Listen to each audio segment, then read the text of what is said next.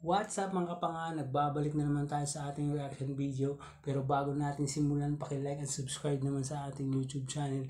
Pindutin nyo na rin po ang notification bell upang updated kayo sa mga bago nating i-upload o i-react. Ito nga pala si MC at ito ang laban ni Jimmy Joy at saka ni Campbell Hatton, which is anak ni Hatton, yung nakalaban ni Pacquiao. Umpisahan na natin. Zone, brought to you by William Hill. Okay, boys, we're called ready. Take one step back. I don't want to see any deliberate punches to the back of the head. And protect yourselves at all times. Touch gloves. Good luck, lads.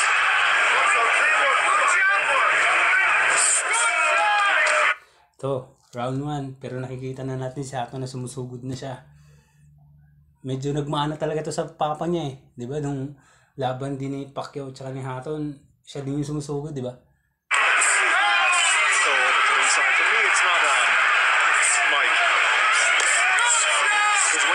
You will always revert back to type.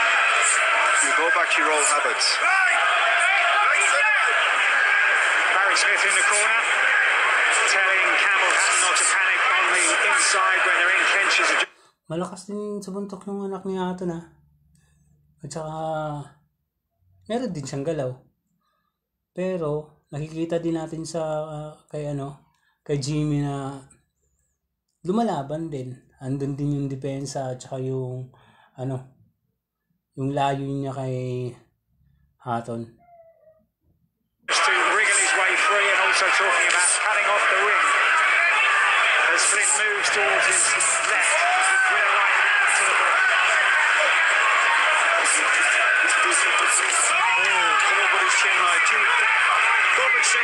Yun, ang ganda ng tama ni ni Jimmy. Medyo malakas din talaga yung pagkakasuntok na Hatton dun. Siguro kung hindi lang matibay talaga yung panga, tumba na yun. Kaso nakikita rin naman natin, medyo preparado silang lahat, silang dalawa.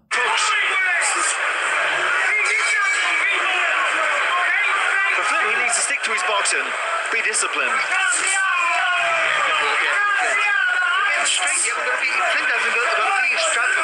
Ito naman si Jimmy, alam mo yung suntok niya is timing. Tsaka yung hindi siya ganun ka aggressive kung makipaglaban. Tinitingnan niya yung estilo ng kalaban. Ganun siya makipagsuntukan. There's a gap on the middle there, isn't it? Simple boxing. Simple basic boxing. Well, how many times in his career did Ricky Hatton have to deal with cuts and perseverance? Now Campbell's having to do the same. Gets caught with a solid shot again on the way. Ito si Campbell Hatton. Nagmana talaga sa papa niya. Kasi si Hatton din yung papa niya is sugod talaga ng sugod. Yun talaga yung siguro sa lahi nila o sa mga itinuro ng papa niya. Siguro na-adapt niya kaya ganyan din yung estilo niya.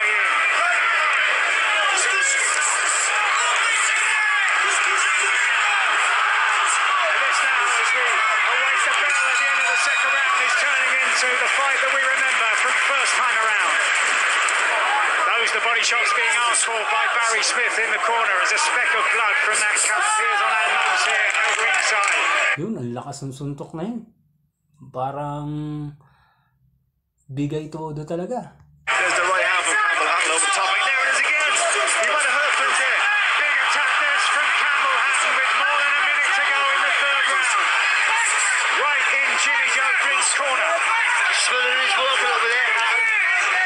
Trying to get physical. Just need a little bit of gap, a little bit of space to get that uppercut into play. Good work from Hatton. Pero medyo maganda din yung galaw niya, Campbell Hatton. Kasi nasa timing din, tsaka hindi siya padalos-dalos, nasusugod na hindi niya pa napag-aaralan yung galaw ng kalaban. He's not throwing the jab here, Flint. In the first round, he was active. He hadn't thrown it since. Pero yun nga, pagdating sa suntok talaga, parang may mas mabaon talaga yung kay Jimmy.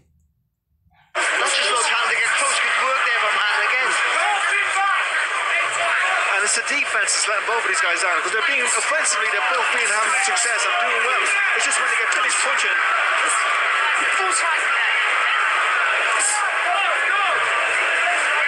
They've done a good job in the corner on that counterpunch.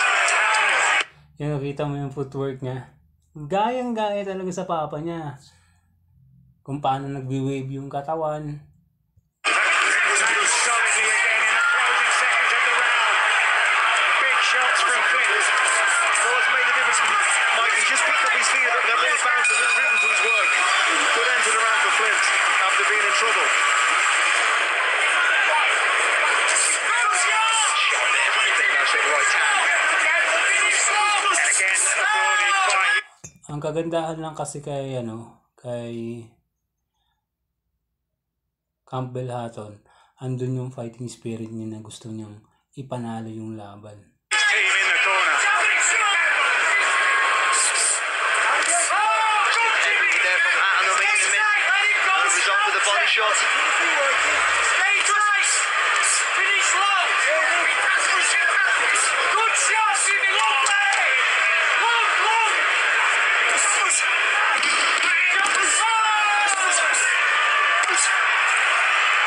Campbell himself has said during Yun yung nakita natin yun, di ba? Sobrang malakas. Pero hindi talaga ramdam. Kung sa kung sa Jollibee, hindi ganun kadaling, hindi nanonood. Ganun. fight week that he's earned more in 6 months being around those big names than he has done in the rest of his career put together as he lands an overhand right once again. He's just turning this fight in his favour now. They got it pretty even after 2 rounds. But he looks to be, after 4 rounds, I mean 2 apiece. But I got you 2 all over the place. Barry, we're lucky we got you. We're so lucky you're here. Keeping us straight. This sort of level is really important because the mistakes are being made because of lack of concentration. Off balance there, maybe with Flint is jumping on him. Flint senses an opportunity. Stands his ground. Nakikita natin ngayon parang bugbugan na. Kasi ramdam na yung pagod eh. Hindi na sila masyadong tumatakbo. Hindi na ganun kalayo yung agwat nila sa isa't isa.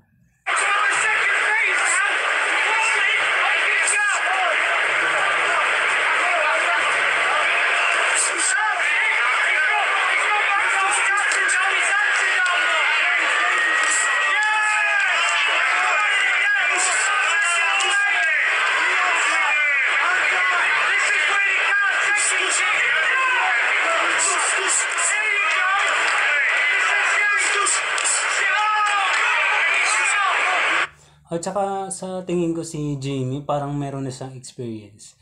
Hindi kagaya nito si Campbell na tingin ko pa usbong pa lang yung karera niya. Itong si Jamie, kung titingnan natin parang meron na siyang naipunla.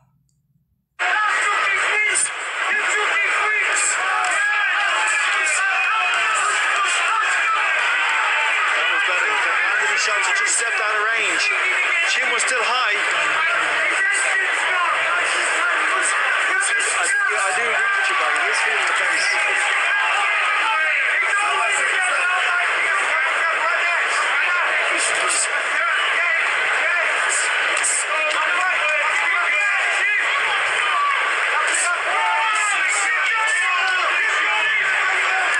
Can he keep it going?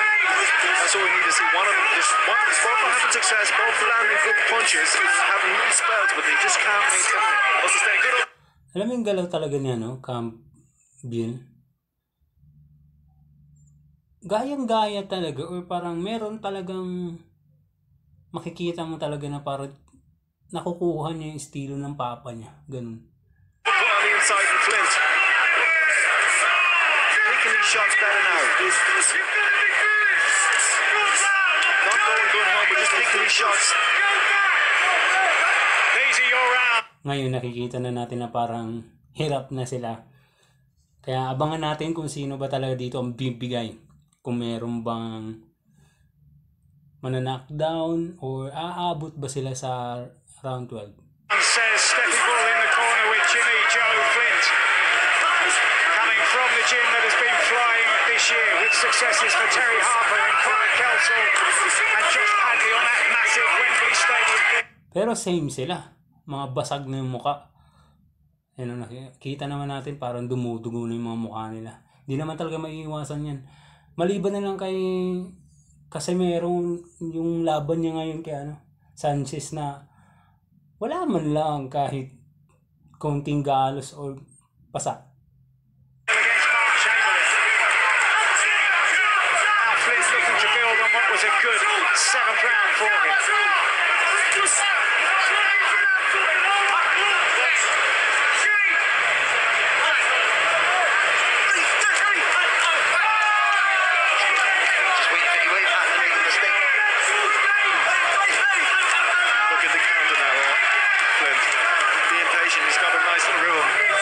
Slipping back on the attacks. And twice in a row landing effectively to the body. Flint. Another long, hard night for both. And still potentially 2 rounds to go after this. So it hasn't really been a feature of the fight. Ang ganda nun sa kanila, hindi sila masyadong nagyayakapan. Parang laban talaga sa kanila. Ganun. Yung wala silang masyadong sinasayang na oras para sumuntok. He's done an excellent job in the corner.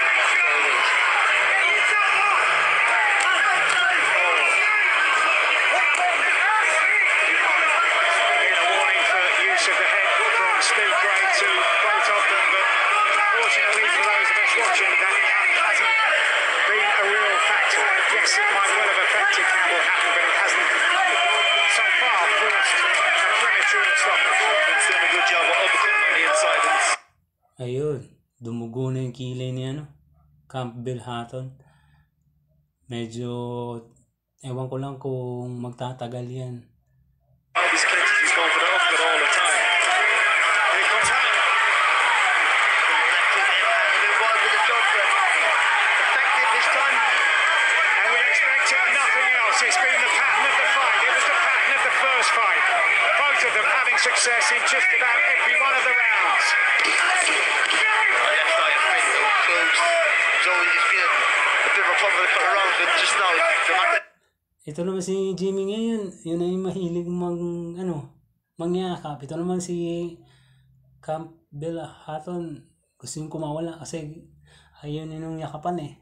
Gusto niya bugbugan eh.